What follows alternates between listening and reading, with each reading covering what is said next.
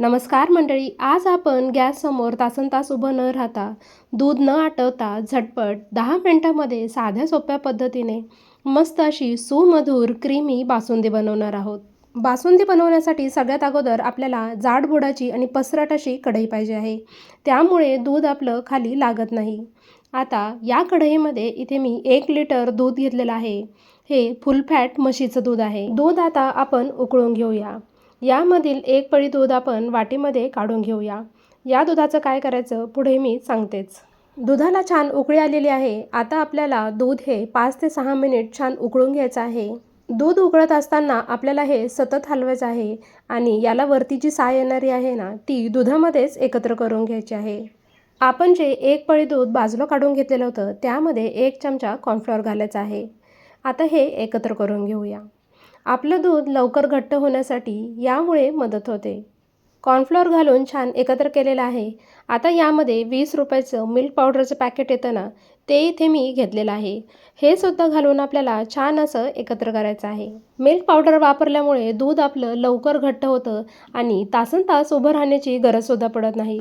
प्रत्येक वेळी घरामध्ये खवा असतोच असं नाही. मिल्क पावडर अगदी सहज आपल्याला मिळू शकते. त्यामुळे आज आपण खवा न वापरता मिल्क पावडरनेच दूध असं छान घट्ट बनवणार आहोत.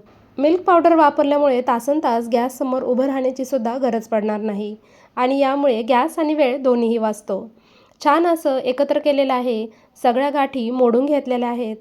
5 ते 6 मिनिट दूध आता आपण छान उकळून घेतलेलं आहे. हे दुधाचं मिश्रण यामध्ये घालायचं आहे आणि हे छान एकत्र करून घेऊया. कढईला जी साय आहे ती सुद्धा दुधामध्ये एकत्र करून घेऊया. दूध आता आपलं बऱ्यापैकी घट्ट झालेलं आहे. दुधामध्ये आता काजू आणि बदामचे तुकडे केलेले आहेत ते घालूया.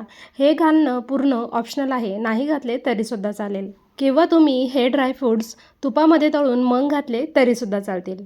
आता यामध्ये अर्धी वाटी मी साखर घातलेली आहे. साखर घालून आता हे छान एकत्र करून घेऊया. इथे आपण बासुंदीला रंग छान येण्यासाठी एक ट्रिक वापरणार आहोत. इथे मी एका पॅनमध्ये 2 चमचे साखर गरम करायला ठेवली आहे. आपल्याला या साखरेचं कॅरमल तयार करून घ्यायचं आहे. साखरेचं कॅरमल करताना गॅस आपल्याला बारीकच ठेवायचा आहे. जर मोठा गॅस केला ना तर साखरेचा जळकट असा वास येऊ शकतो. त्यामुळे गॅस बारीकच ठेवायचा आहे. तुम्ही पाहू शकता साखर अशी थोडीशी घट्ट झालेली आहे, म्हणजे कॅरमल व्हायला सुरुवात झालेली आहे. तुम्ही पाहू शकता साखरेला इथं पाणी सुटायला लागलेलं आहे. हे अगदी मधासारखं दिसतं आहे. आता हे साखरेचं कॅरमल या बासुंदीमध्ये घालायचं आहे. त्यामुळे बासुंदीला रंगसुद्धा छान येतो. आता हे गरम कॅरमल गरम दुधामध्ये घातलं ना तर दूध असं फसफसल्यासारखं वर येतं. त्यामुळे काळजीपूर्वकच घालायचं आहे. दुधामध्ये घातल्याबरोबर थोड्या वेळाने हे एकत्र होतं. याला थोडासा एकत्र व्हायला वेळ लागतो.